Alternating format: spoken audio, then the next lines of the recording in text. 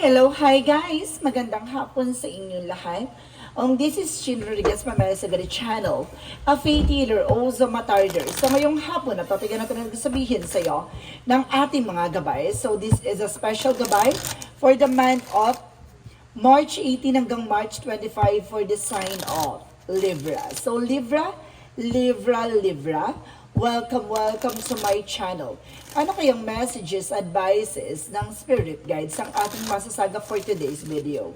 Kanino naman kayang energy or kaganapan sa buhay ng mga Libra signs ang ating mahagilap? So guys, this reading is a general reading lamang, hindi lahat makaka-resonate. Kunin lamang po ang makaka-relate sa inyo and comment down below kung kaninong energy ang ating nasagot. And of course, don't forget to like and subscribe my channel and hit the notification bell for more videos updates. So let's see what is the messages for you ng ating mga angel spirit for the sign of Libra. Angel spirit messages given information. Ano kayo gusto sabihin sa iyo ng ating mga baraha? So there's an Empress card for a revert, renewal. So magkakaroon ka ng panibagong trabaho or there's a new business venture here at the same time. There's a new beginning. So let's see. So there's a Queen of Cups for healing. Magkakaroon ka na ng healing dito. No, kung maaaring matatapos na yung mga problema, sakuna, trahedya, kung ano man yan nangyari sa buhay mo.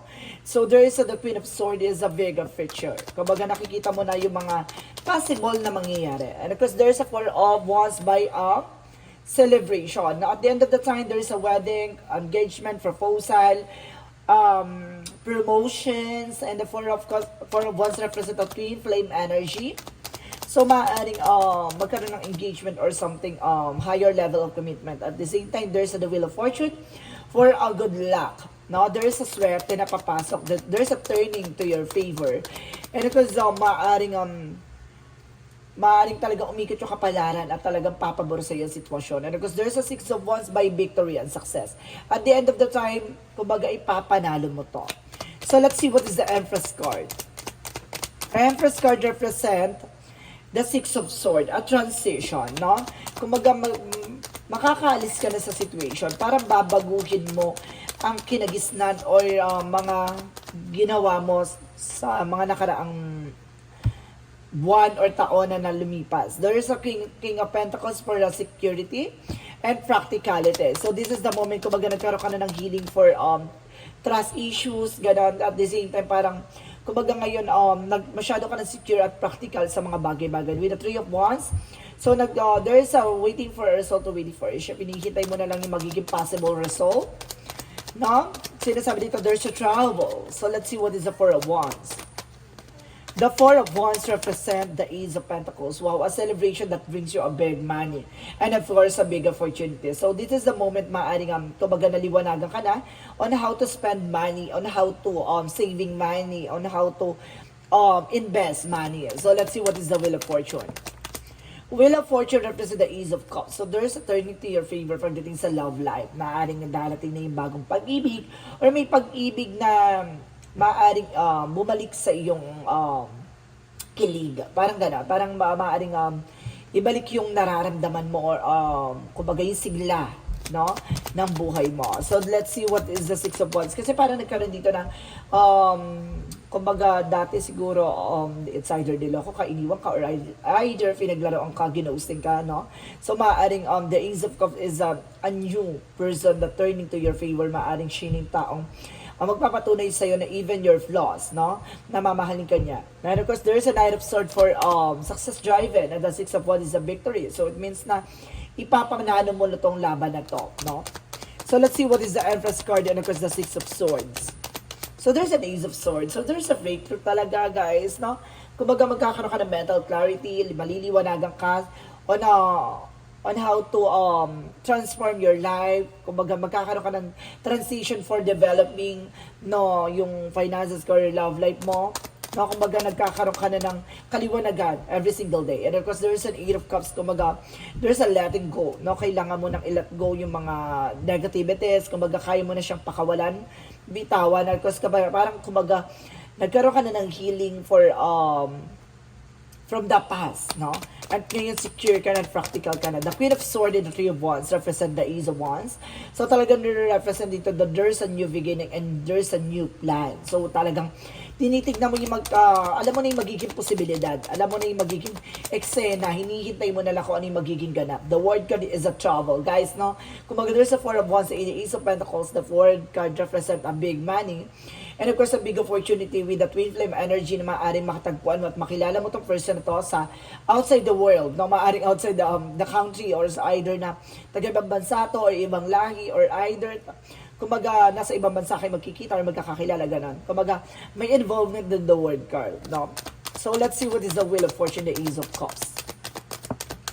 So there is the tower moment. So there is the major changes coming in for you na kumbaga nilaro ka ng eksena na akala mo, no, na wala talaga love can't exist, na parang gano'n na kumbaga akala mo yung love hindi siya talaga nag-exist na no kumbaga pagdating sa iyo na parang feeling mo kumbaga lahat na lang gano'n ang nangyayari, gano'n nagiging sistema. So this is the moment na parang babaguhin, the changes is coming in for you. No, parang kumaga babaguhin yung kahulugan ng pag-ibig pagdating sa'yo. The Six of Wands is the Knight of Swords represent the Page of Wands. So there's a new ideas and plans and of course a good news coming in for you. Ito yung magandang balita na papasok sa'yo na pag-ikot ng kapalaran, babaguhin lahat ng kaganapan. So let's see what is the outcome. So there's an Eight of Wands for fast communication and fast movement. So there's an Eight of Wands for something, a messages, email. And of course, there's a lot of communication and movement. No, there's a travel, guys. Though, meron talagang triple clarification na may travel talaga. Pari makakapag-ibang bansa ka, or makikilala mo tong person na to sa ibang bansa. And of course, there's a Knight of Wands for slow and steady. Getting to know each other, no? Huwag ka masyado maging padalos-dalos or maging aggressive sa mga decision or sa mga plano mo sa buhay. Kailangan mo laging pag-iisipan, no? Titignan mo yung magiging possibilities and possible na mangyayari. Para at least aware ka, there's a plan A, plan B sa mga decision mo na kailangan may mga options ka. So let's see. Additional messages for career. Sa career, there's a temperance. This is the perfect timing for you na mag-invest, magbukas, kumbaga, magtayo, no? Because there's a high priestess, so there's a mystery. Marami ka pang matututunan about sa business or about sa career mo. Kumbaga, may mga bagay na marami ka pang madidiscover. So, let's see additional messages for love life. Sa love life mo, there's a Three of Cups. So, there's a magician. So, either, kumbaga, nagkakaroon dito ng third party involved in the magician represent for either a gayuma or a black magic involved. So, let's see. It's a negative or positive pagdating sa relationship. Black namin. Talaga there's a black magic involved pagdating sa love life. No, it's either ginayuma ka or ginayuma yung person mo or either there's some information na may black magic involved pagdating sa relationship. Kaya minamalas ka, inoolats ka kasi kumaga mayroong involved dito ang black magic kaya hindi ka makausad pagdating sa love life. Okay. So let's see additional messages for health. So there's an Eight of Swords. So napapalibutan ka ng toxicities and negativities. You're feeling stress and hang. You're feeling imprisonment. Kaya hindi ka makalis sa situation kasi dahil sa stress na nararanasan mo ngayon. And of course, there is on the Four of Pentacles for protect your power, protect your energy. Protection mo yung feelings mo, yung territory mo, and of course, yung career mo, even your love life. No? Kailangan mong tapusin ito nagbibigay balakin pagdating sa love life. Kasi ito yung, kapag ito ang ano sa'yo, kumbaga damay lahat eh. No? Kumbaga yung love kasi ang nagbibigay sa'yo ng something, encouragement, confidence, no? Kumbaga, kapag yan nagkaroon ng eksena, na ano ka, para napipilayan ka sa eksena na mo. Kaya, you need to take an action for this. So, let's see what is the magical fairy messages.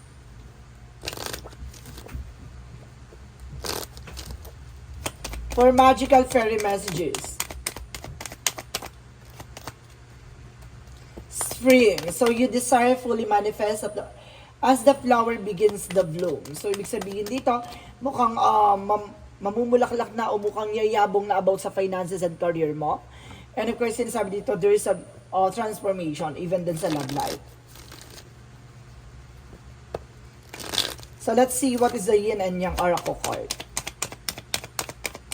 For Yin and Yang Oracle card represent change. See, there's a change and courage na talagang ini-encourage ka na baguhin. no? At may mga bagay na mabago and there's a separation. So, ibig sabihin talaga nagkakaroon ng cause ng something longing to separation that because of negative energy. So, let's see, one more card. There's a unity, transcendence. So, ibig sabihin na dito, there's a teamwork na kailangan, no? And there's a soul tie reunion. So, don't you worry, no? Nagkaroon man ng something separation or else magkakaroon kayo ng something reconciliation. So, let's see, what is additional messages for Archangel Michael messages?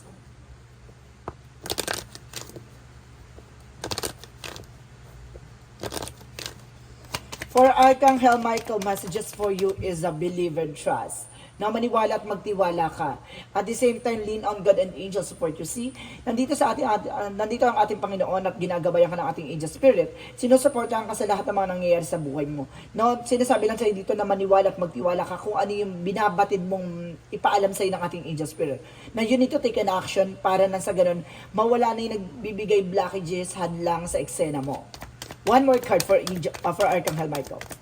Sinasabi dito, there is a detachment from the situation. Kailangan mo makawala sa situation. Yung situation na sinasabi ko is a negativity. No? So, let's see what is the chakra messages.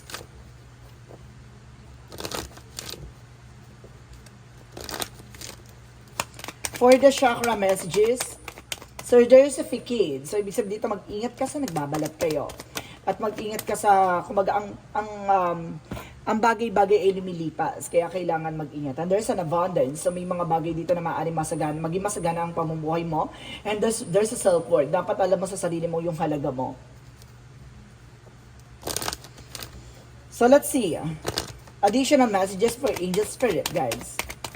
And there is a writing. So some of you guys, no, kumbaga you heal and of course it inspire, teach, and entertain with the words you write. So ibig sabihin marami kang natututunan at marami kang natuturuang tao or natutulungan tao, no?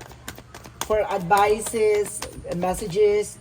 And there is a sensitivity. Kailangan maging sensitive ka sa mga magiging actions mo, sa lahat ng nangyayari behind your back, no? Kasi may mga bagay dyan na kailangan mo mag-pay attention. At the same time, there's a body work. So kailangan mo ng massage, therapies, and of course exercise, no? So let's see, what is the Moonology? Hold your vision, no? Panghawakan mo yung intuitions mo at yung mga pangitain na nakikita mo. And there is some, you are good enough, no? Sapat ka na daw eh. At the same time, win-win outcome forecast. Talagang ipapanalo mo tong laban na to, no? At sinasabi dito na parang mananalo ka, no? Kailangan mo lang talaga na alamin at tuklasin nagsisilbing balakid. And there is a third chakra, Archangel Chamuel. So some of you, kumbaga sinisikmura or something na kumbaga nagkakaroon ng heartburn. So that because of acid. No? And of course, there is an magician in the mirror. So, ibig sabihin na, itong nararamdaman mo, it's all about magician. So, ginagawa ito ng hindi maganda, kaya nagre-reflect sa'yo. No? So, let's see. Gumagamit siya ng something picture. Parang ginagamitan ka ng pictures. And there is a six chakra, Archangel Metatron. So, sinasabi dito, there is a lot of surprises. Marami ka pang bagay na malalaman. There's a lot of mysteries.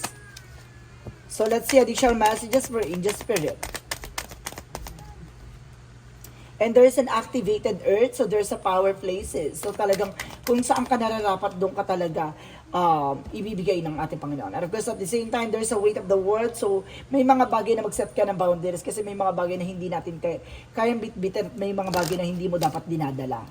Ganon. So let's see. There's a humor, no? Kumbaga, choose ka, mag-focus ka sa mga bagay-bagay na ginagawa mo. At the same time, titignan mo yung lighter side of situation. No, wag ka tumingin sa negativity. And there's a regret. No, may mga panghinayang na nangyayari sa nakaraan. So, ganun talaga. No, it's a normal. Na, kumbaga minsan talaga na hindi natin masisisi yung mga bagay na nangyayari sa nakaraan na ganun talaga. May mga dahilan kung bakit hindi natin nakukuha isang bagay na yon. And there's a change. May mga bagay na mababago na.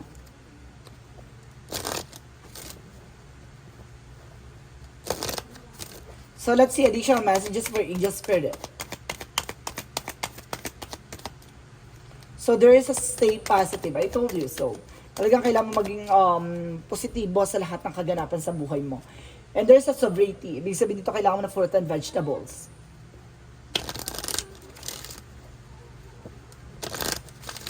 For romance, angels represent romantic feelings. So, kailangan mo ng something, explore your feelings to your loved ones, no? And there's a religious factor. So, maaaring magkaiba kayo ng relihiyon or pares kayo na pinapaniwalaan. There's a spiritual path, no? Parang, kumbaga, ang love life nyo, kumbaga, may kinalaman sa spiritual. No? So, kailangan nyo mag-devotion, magdasal, at kailangan nyo magsimba together, gano'n. At linisin ang isa't isa, gano'n. At the same time, there's problem solving. So, ito na nga. No? Ito na yung nagbibigay ng solusyon sa lahat ng kaganapan sa buhay mo. No? Masusolusyonan na. Kailangan mo lang talaga mag-take ng action. At the same time, healing. See? So, problem solving, healing. Oh my God. And there's a survival. At makakasurvive ka sa lahat ng kaganapan sa buhay mo. No? Keep going. And of course, there's a connotation by happiness. No? Enjoy your life from the fullest. So let's see what is the Jesus loving quote. So let's see what is the Jesus loving quote said. Have faith in God. So kailangan mo magtiwala sa ating Panginoon. Maniwala at magtiwala at manampalataya. So let's see what is the angel's number.